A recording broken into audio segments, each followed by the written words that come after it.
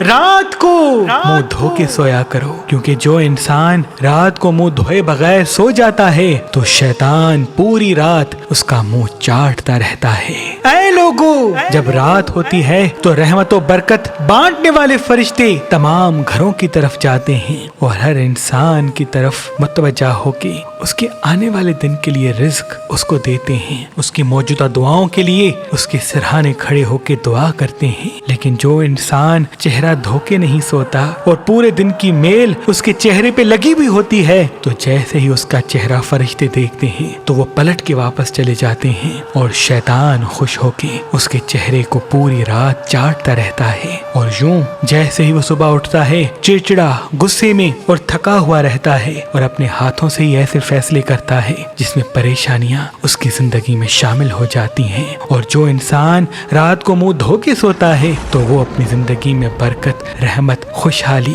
اور آنے والے کل سے ہی زندگی میں غیبی امداد پاتا ہے۔